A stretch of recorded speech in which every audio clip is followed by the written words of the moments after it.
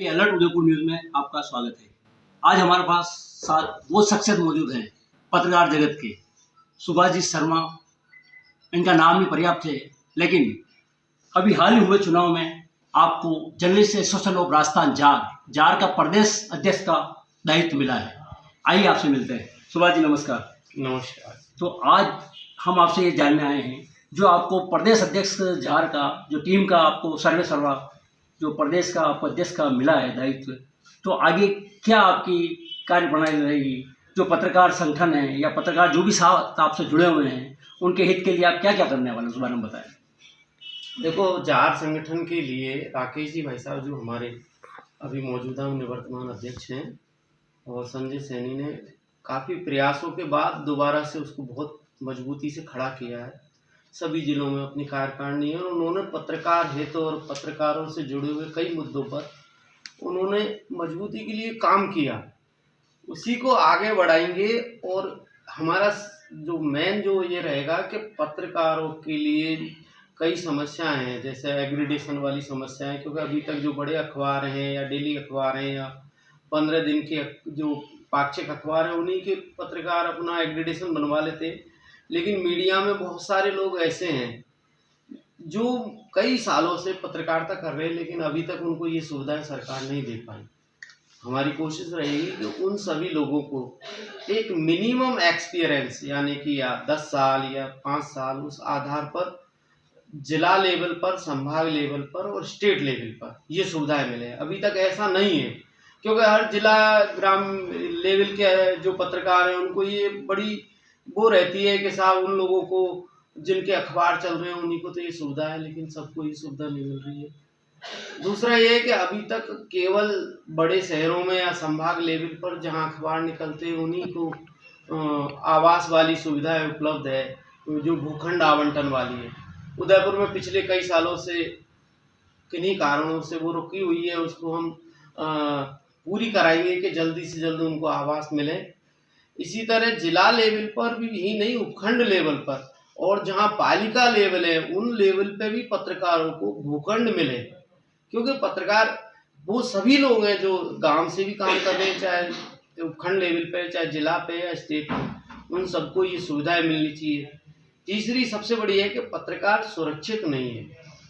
पत्रकारों पर जो भी ये कई घटनाएं सामने आती हैं, तो उनकी सुरक्षा के लिए भी प्रयास रहेंगे कि सरकार ये कानून बनाए कि उनको सुरक्षा मिले।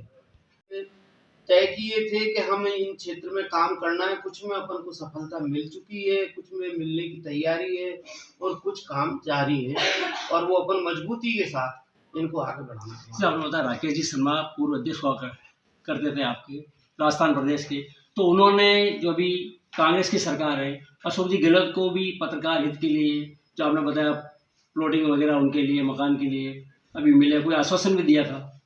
हाँ, आश्वासन दे रखा है और कई कुछ जगह सफलताएं भी मिली, आवेदन भी कराए, लेकिन अभी उसको परिणति करानी है, क्योंकि एक सीमित कार्यकाल था उसमें उन्होंने अभी किया है। लेकिन हमें विश्वास है कि विधानसभा चुनाव होने से पहले ज़्यादातर जिलों में पत्रकारों को उनके लिए भूखंड आवंटन का रास्ता खुलेगा, और उसके लिए पूरी तरह प्रयास रखें। एक जैसा कि आपने बताया, पत्रकार हित के लिए जनरली पत्रकार कहीं जाते हैं अपनी जान जोखिम में डाल के, कोई भी परिस्थिति हो, सर्दी गर्मी बरसात में जाते हैं, न्यूज़ को कवरेज करते हैं, कितनी बार उनके साथ हमला भी हो जाता है। तो उस बारे में भी कुछ आपके कानून के बारे में कोई प्रशासन से बात चल रही है? इसके लिए नहीं, कानून इसके लिए कानून पर क्या है, अधिसूचना जारी नहीं हुई है। कानून इसके लिए मतलब लोकसभा, राज्यसभा या विधानसभा में कानून के लिए कई बार ये मुद्दे विधानसभा में भी उठे हैं, ये सारी चीज़ें, लेकिन अभी उसका क्या है, रिजल्ट सामने नहीं आया। लेकिन जितनी सफलता के साथ ही काम बढ़ रहा है ना, उससे ये संभव है कि हो सकता है कि ये कानून जल्द से जल्द लागू हो। जैसे कई बार आपने पढ़ा भी होगा कि पत्रकारों को की लेकर सरकार, उन्होंने भी इस बात को माना है और ये जल्दी लागू होगा। राजस्थान जर्नलिस्ट राजस्थान, पूरे राजस्थान के प्रदेश का उदयपुर में ही, आप मूल उदयपुर में ही रहते हैं, तो उदयपुर के सारे पत्रकार सबके हित के बारे में सबकी बात होगी, तो सबसे आपका मिलना जुलना रहेगा। तो अब पूरा वो उदयपुर में बैठे हैं, तो क्यों राजस्थान में बहुत सारे जिले हैं, तो सभी जिले से पत्रकार आएंगे, तो उनके लिए कोई ऑफिस, आवास, ऐसी कोई व्यवस्था की भी कोई नहीं, हम इस संबंध में क्या है कि हमें कुछ आश्वासन पहले भी मिले हैं और हम उसको क्या है कि अब सक्रियता से उसको आगे कदम बढ़ाएंगे। हमें विश्वास है कि अगले 2-4 महीने में हमें ऑफिस के लिए कोई न कोई जगह नहीं मिलेगी। तब तक क्या नाम है, अपन अस्थायी रूप से ऑफिस तो अपना चल ही रहा है, लेकिन हाँ, हो जाएगा।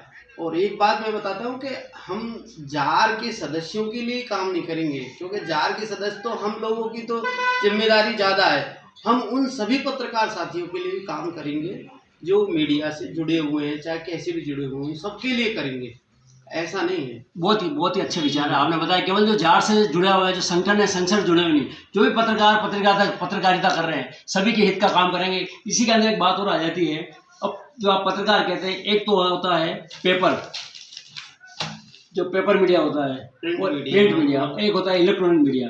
क्या इलेक्ट्रॉनिक और ये प्रिंट मीडिया दोनों मिलकर पत्रकार शामिल है? पत्रकार में क्या क्या शामिल है? नहीं, पत्रकार में ये सभी शामिल हैं जो प्रिंट के लिए काम करें, चाहे इलेक्ट्रॉनिक से लिए, या यूट्यूबर भी, इसके लिए भी सरकार के प्रयास जारी है।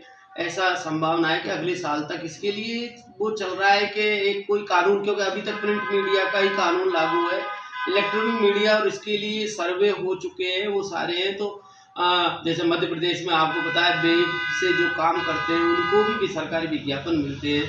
राजस्थान में भी ऐसे प्रयास शुरू किए जा रहे हैं, और जल्द ही ये तीनों जो मीडिया है, सोशल मीडिया पे जिस तरह लोग काम करते हैं, तो नियम कानून बनने जा रहे हैं, तो उनको भी इनका लाभ मिलेगा, जरूर जल्दी उनको लाभ मिलेगा, और उनको भी हम शामिल करेंगे। लेकिन उन्हीं लोगों को जो क्या नाम है, नियमित रूप से उनकी कमाई इसी पर ही निर्भर है। ये नहीं कि वो व्यापार कहीं कर रहे हैं, दूसरे कारोबार कर रहे हैं और इस तरह के भी शौकिया तौर पर काम कर रहे हैं, उनको इसमें शामिल नहीं करेंगे। वास्तव में जिनका जीवन अपन उसी से चल रहा है, पत्रकारिता से चल रहा है, ऐसा नहीं कि वो पत्रकारिता पार्ट टाइम कर रहे हैं, बाकी दूसरा जॉब कर रहे हैं, बिजनेस कर रहे हैं। वास्तव में जो पत्रकार लोग, मतलब शौकिया लोगों को उसमें शामिल नहीं करेंगे, क्योंकि वो चीज़ उसमें शामिल नहीं हो सकती। आप सुभाष जी शर्मा, आपका बहुत बहुत धन्यवाद, आभार। आप अलर्ट न्यूज़ पे हमारे साथ आए और पत्रकार हित के लिए हमेशा आप काम करते रहेंगे। आपको बहुत बहुत बधाई और शुभकामनाएं।